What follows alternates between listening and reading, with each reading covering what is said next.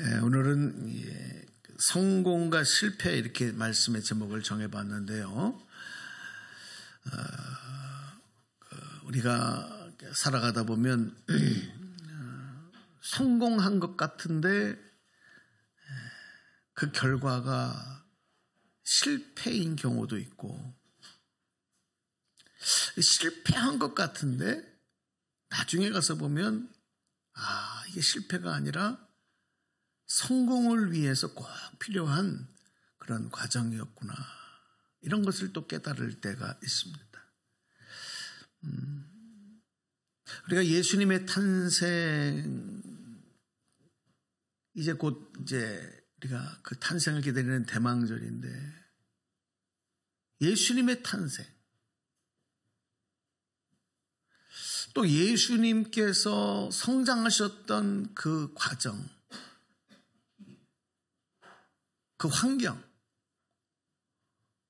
또 예수님께서 세상에 나오셔서 하나님의 나라 복음을 전하셨던 3년 동안의 공생의 기간, 또 예수님의 십자가의 죽으심, 그러니까 이것이 예수님의 33년간의 이 땅에서의 삶인데, 세상적인 시각으로 보면 이런 인생을 성공한 인생이다, 그 과정 그 순간순간, 이렇게 보기가 어려워요. 세상적인 시각으로 보면 그 탄생도, 그 성장 과정도 실패다, 실패한 인생이다.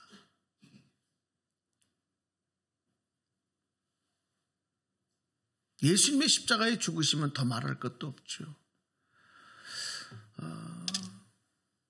하지만 실패한 것 같은 예수님의 삶이 밀알이 땅에 떨어져서 죽는 것 같이 되니까, 한 알의 밀이 땅에 떨어져 죽는 것처럼 되니까 많은 열매를 맺는, 많은 구원의 역사를 이루는 그런 삶이 되셨다. 실패한 것처럼 보이는 삶이 가장 큰 성공을 거두는 승리자의 삶이었다는 것, 바로 이것이 우리 예수님의 삶이고 예수님을 통해서 배우는 교훈인 줄로 믿습니다. 그러니까 예수님 한 분만 보더라도 우리가 성공과 실패가 무엇인가 하는 것을 다시 생각하게 되고, 다시 개념 정리를 하게 되고, 또 그 교훈을 얻게 될 수가 있다는 거죠. 세상에는 성공한 사람을 롤 모델로 소개하는 경우가 있습니다. 이 사람은 정말 성공한 사람이다. 그런데 사람들은 대부분 그렇게 롤 모델이 되는 사람의 현재 그 성공한 모습, 그 모습만 보거든요. 그 결과만 보거든요. 그리고 그런 모습을 근거로 평가하고 부러워하고, 또 그런 모습이 되고 싶고 닮아가고 싶어 하는 거예요. 그런데 그 보여지는 성공한 모습의 이면에는, 그 과정에는 많은 실패들이 있어요. 많은 실수도 있어요. 많은 시행착오도 있었다는 거예요. 그런 것들을 극복하고 이겨낸 과정이 지금의 성공의 모습이 된 것이거든요. 그런데 눈에 보이는 그 결과만 보고 단정하거나 평가해서는, 그리고 그 이면에 있는 이런 내용들, 과정들을 보지 못한다고 한다면, 그리고 닮아보려고만 한다면, 현재의 모습만 보고 따라가려만 한다면 결코 성공에 이를 수가 없습니다.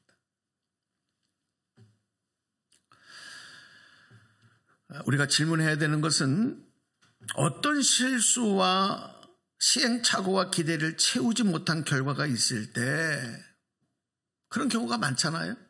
올 한 해를 살아오면서도 많은 부분에 이건 참 잘못했다, 이런 결과가 내가 원했던 결과가 아니다, 또 실망스러운 것들이 있어요. 여러분, 그것을 과연 실패로 단정해야 하는가? 이런 질문을 좀 우리가 던져봐야 돼요. 누가 보더라도 분명히 그때 그 상황에서는 실패로밖에 볼 수가 없는데, 만약에 그것을 계기로 해서 성숙하고 성장하는 기회로 삼고 포기하지 아니하고 다시 힘을 얻어서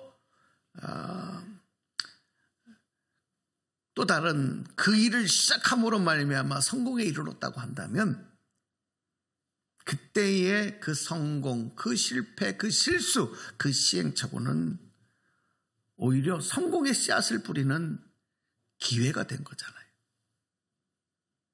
함부로 단정해서 이거는 실수한 거야, 이거는 실패한 거야, 그렇게 단정해서는 안 된다는 것입니다. 반대 현상도 있어요. 누가 보더라도 분명히 그것은 성공한 상황이고 성공한 결과인데, 그 성공 때문에 교만해지고 처음 마음을 잃어버리고 변질되어져서 타락해버렸다고 한다면, 그 성공은 실패의 씨앗을 뿌리는 기회였다.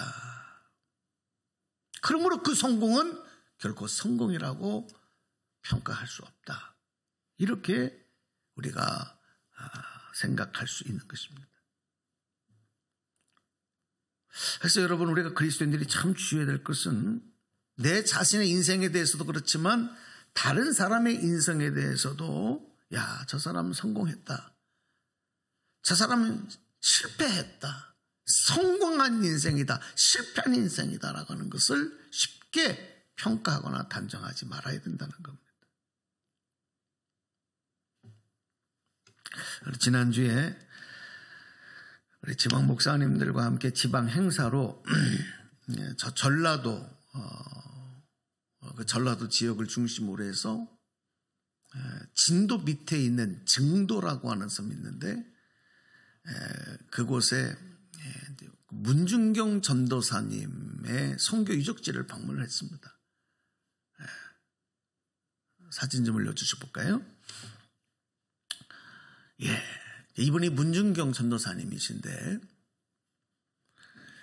이분은 그 돛담배를 타고 섬들을 돌면서 1년에 9켤레의 고무신이 닳도록 다니면서 복음을 전하셨다 그래요. 그리고 사랑을 베풀고, 그래서 최남단 신안 지역에 교회가 많이 세워지는 그런 일들이 일어났습니다. 이 전도사님이 1950년도에 순교를 하셨는데, 이때 6.25 전쟁이 발발했을 때 그 전라도 신안까지 남아한 그런 인민군들이 이제 철수를 하는 과정에서 그 중동리라고 하는 마을에 이제 인민군들이 들어왔습니다. 근데 이때 문 전도사님은 이 증도에서 바깥에 나와 계셨다는 거예요. 그런데 그 교우들이 걱정이 되는 거예요. 그 들어가면 위험한 상황인데, 그걸 알고도 본인 스스로가 배를 타고 들어갑니다. 그리고 스스로 이제 체포가 되는 일들을 피하지 않은 겁니다.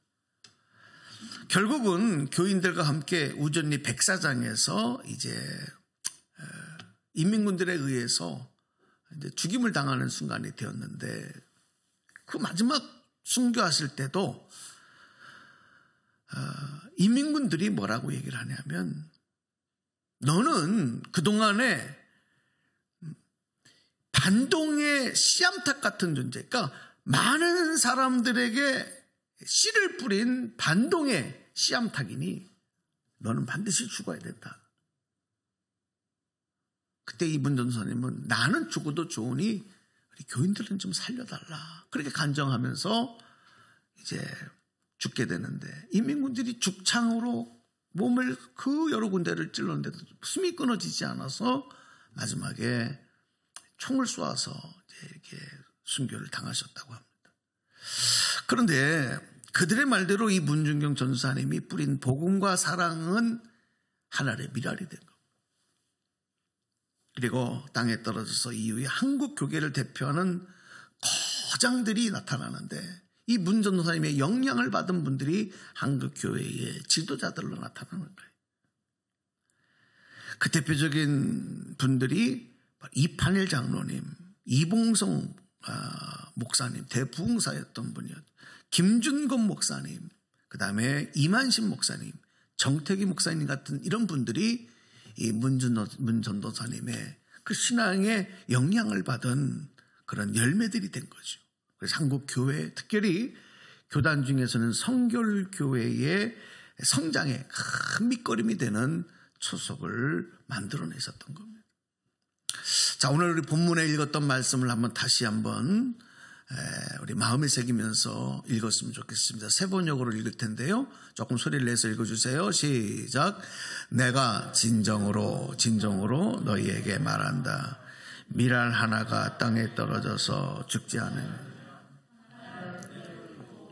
죽으면 열매를 많이 맺는다. 아멘. 이 문전도사님의 그 일생을 보면 이분이 한국 교계의 개신교의 첫 번째 여성 순교자가 되신 분인데 그의 삶을 보면 분명히 실패한 삶이었어요. 양반집에서 태어난 꼭 총기가 있는 아이로 태어났는데 여자라는 이유만으로 그를 가리키지 않습니다. 그렇게 해서 결혼을 했는데 결혼하고 나서는 아이를 낳지 못하는 그런 일이 계속되는 겁니다. 그러니까 그 이유 하나만으로 남편에게 버림을 받습니다. 그리고 너무 외로움과 심적 고통으로 2번이나 스스로 목숨을 끊으려고 하셨다는 겁니다. 그 외로움과 고통을 보고 너무 불쌍히 여겨서 시아버지가 며느리에게 글을 가르쳤고요. 그리고 그 어려움 때문에 하나님을 믿기 시작해요. 그리고 신학교에 들어가면서 이분의 인생이 바뀌기 시작합니다. 그 실패의 인생이었던 인생이 신학교에서 공부하면서부터 교회가 세워지기 시작하는, 복음이 전하는 곳에 교회가 세워지고 10여 개의 교회 기도처소를 세우게 되고 그 영향으로 이 전라도 신안 지역에 100여 개의 교회가 세워졌다는 것입니다. 그리고 교인들을 사랑하고 복음을 전하는 삶을 살다가 이제 순교의 제물이 되셨죠.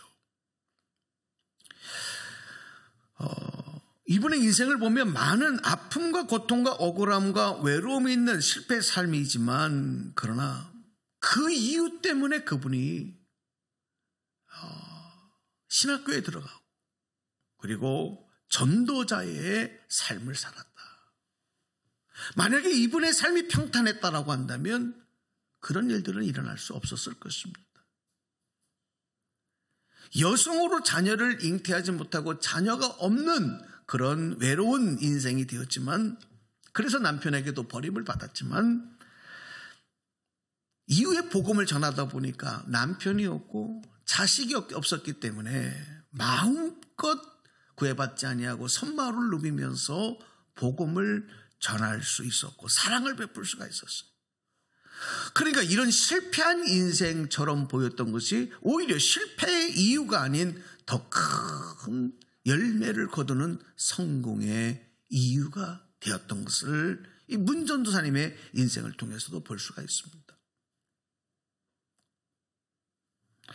우리가 성경에 보면 이스라엘의 초대왕으로 등극했던 사울을 보면 그는 분명히 성공자였습니다. 그렇지 않겠습니까? 초대왕이에요. 하나님이 세우시라고 인정하신 사람이었어요. 영광스러운 자리에 오른 것이죠. 그러나 그 사울왕의 그 이후의 인생을 보면 하나님께서 그를 왕으로 삼으신 것을 후회하실 정도로 그는 타락했고 변질했고 하나님으로부터 멀어진 삶을 살았어요. 그러니까 왕이 되었다라고 하는 성공이 아니라 실패의 이유가 되는 거예요. 하나님을 실망시켰죠.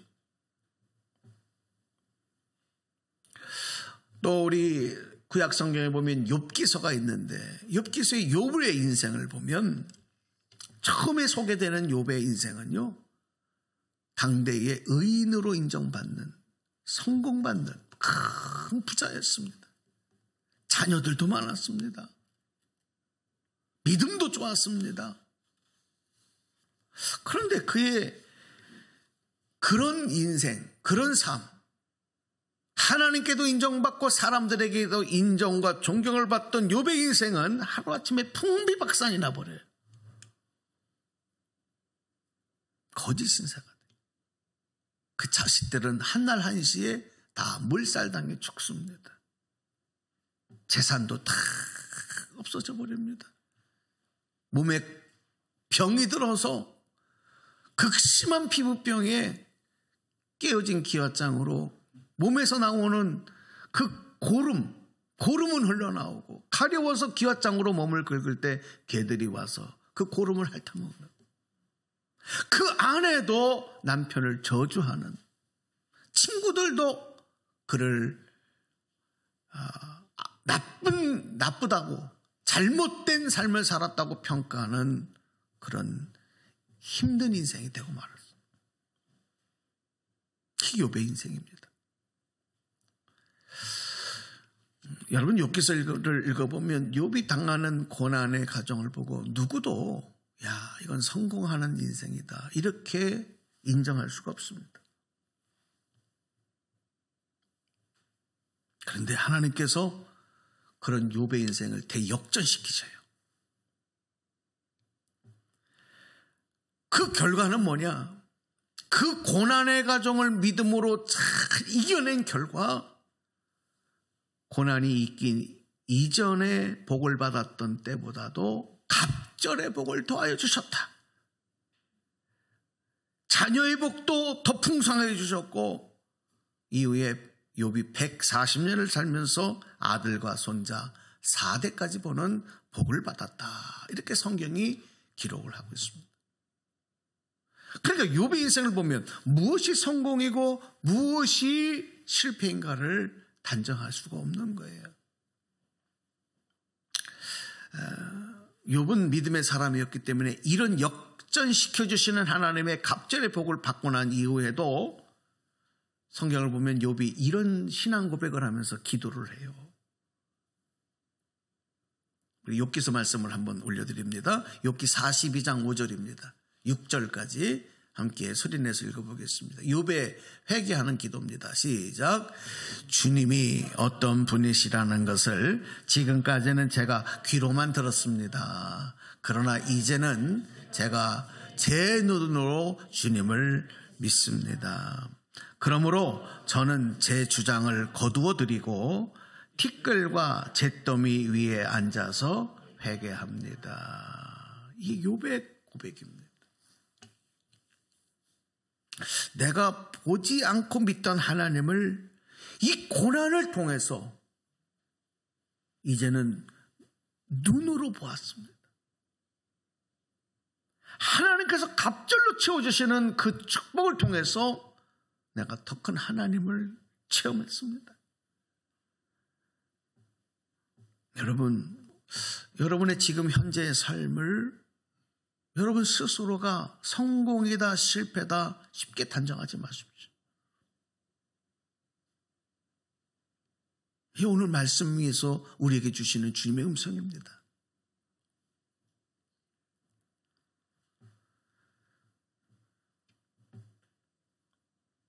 지금 성공한 모습이나 지금 실패했다고 생각하는 그 모습, 그것은 완전한 성공도 아니고요, 완전한 실패도 아닙니다.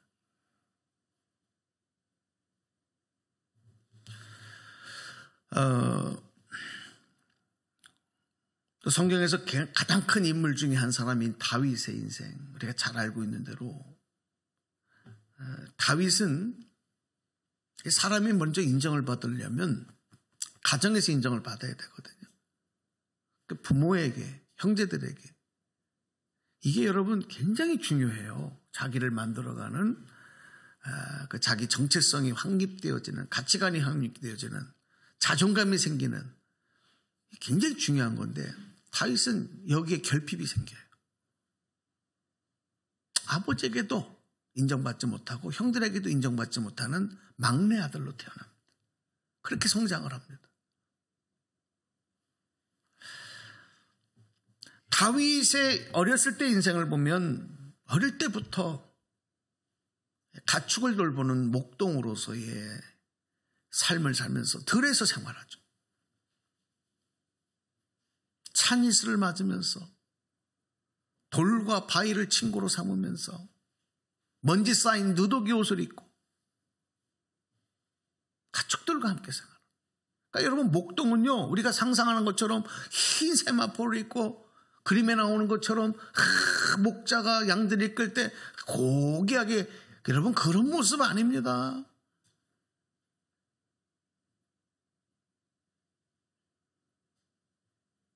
그런 다윗의 모습을, 그런 출생의 모습을 누가 성공의 모습이라고 얘기합니까? 그런데 다윗이 하루아침에 사울의 뒤를 이을 왕이 되는 그런 기름 부음을 사무엘 선지자에게 받거든요. 그것은 다윗의 의지가 아니에요. 하나님이 다윗을 선택하신 거예요.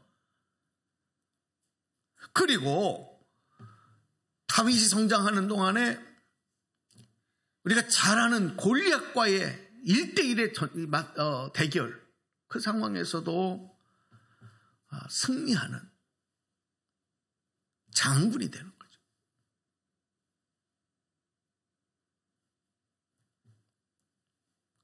그 상으로 사울왕의 딸과 결혼해서 이제 부마가 되고 왕의 사위가 되는, 여러분, 이거 얼마나 큰 출세입니까? 목동 거지같이 살던, 인정받지 못했던 다윗이 이렇게 막 승승장구하면서 성공하는 인생으로 가는 거예요.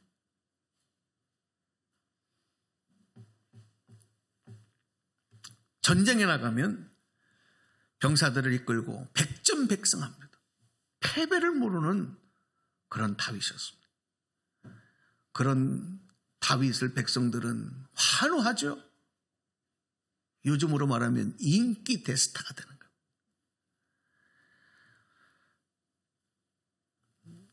자, 이런 다윗의 모습은 분명 성공자의 모습. 모두가 부러워하는 거예요. 그렇게 되고 싶어하는 거죠. 그런데 여러분, 이런 다윗의 성공한 모습이 실패의 모습으로 가는 이유가 돼요. 그건 뭐죠? 우리가 잘 아는 대로 사울왕이 다윗에게 시기해. 그래서 군대 3,000명의 병사들을 풀어서 다윗을 잡아 죽이게 합니다. 그 추격전을 벌이고 그 도망하는 시간이 무려 13년이에요. 여러분, 그 삶이 어떻겠습니까? 네? 여러분, 누가 나한테 전화해서 오늘 당신 몸 조심해, 내가 당신 죽여버리고 말 거야, 조심해, 이런 전화만 받아도 여러분 바깥 출입도 못해요. 무서워서. 3,000명의 군대가 나를 죽이겠다고 13년을 쫓아다니고 도망하는 인생, 여러분, 이런 인생 가운데 얼마나 많은 어려움이 있었겠어요. 살기 위해서 적의 왕에 가서 침을 질질질 흘리면서 미친 자의 행세를 하기도 하고,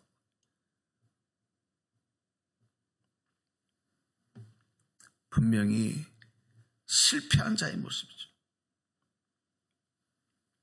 그런데 또 하나님께서는 이런 실패자의 모습으로 보이는 다윗을 통해서 오히려 당금질 하시고 준비시키는, 그래서 더 인내하게 하셔서 더 큰 성공자로 만드시는 과정으로 삼으셨다는 거예요.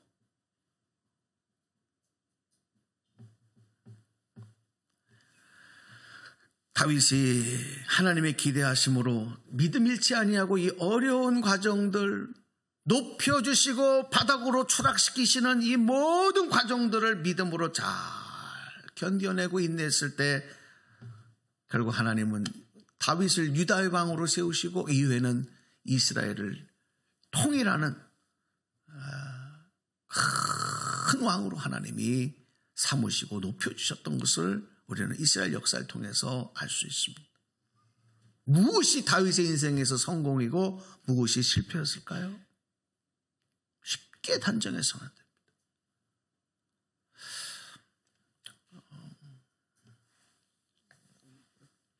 왕정 정치가 펼쳐지기 이후의 이스라엘 역사를 사사시대라고 하는데 그 많은 사사들 중에 우리가 제일 익숙한 분이 바로 삼손입니다. 삼손.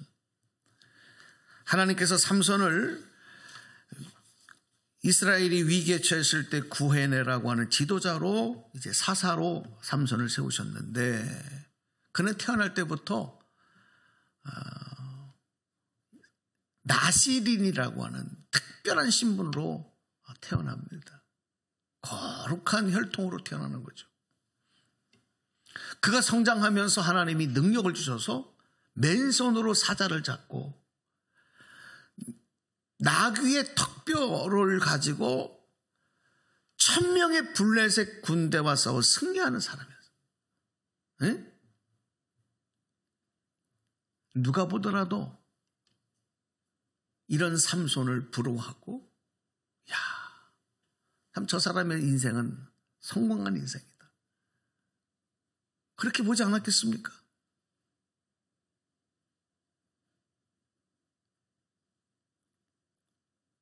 나라를 대표하는 사사였고 이런 엄청난 괴력을 갖고 능력을 가진 사람, 거룩한 혈통을 가진 사람.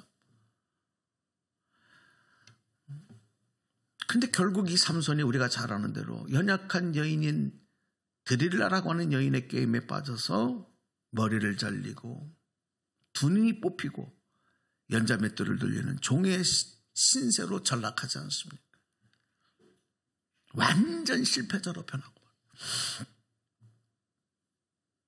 그러니까 하나님의 주신 그 축복과 은혜, 성공의 기회를 잘못 활용하면 한순간에 이렇게 되는 거예요.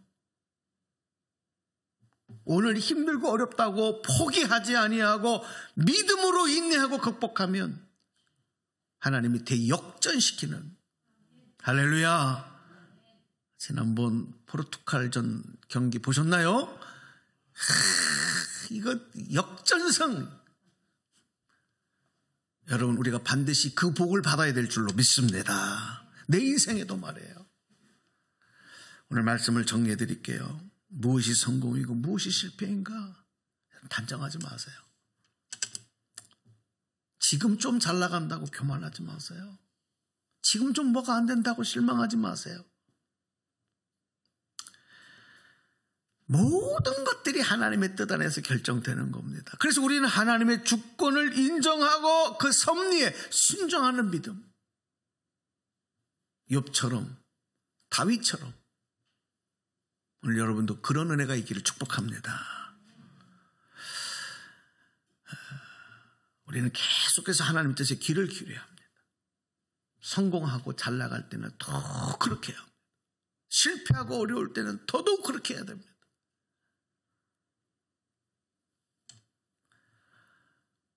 어떤 상황에서도 하나님의 뜻은 이루어지고 지금 나는 그 과정에 있다. 하나님의 뜻이 완성되는 기회다. 이런 자세로 겸허하게 받아들여야 됩니다. 우리 하나님 어떤 분입니까? 합력하여 선을 이루시는 분인 줄로 믿습니다. 할렐루야. 의심하지 마세요. 오늘 이제 말씀 마치면서 성 프란시스코의 감사 기도문이 있는데 너무 좋아요, 내용이.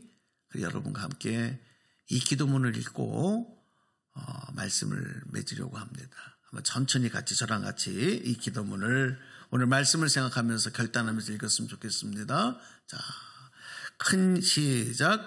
큰 일을 이루기 위해 힘을 주십사 기도했더니 겸손을 배우라고 연약함을 주셨습니다.